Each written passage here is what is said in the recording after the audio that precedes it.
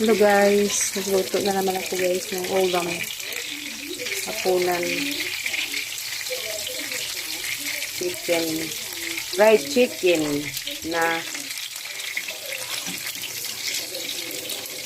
ang tawag dito sa breast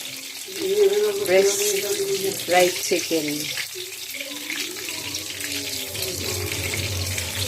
Puro breast to guys, para healthy, walang taba.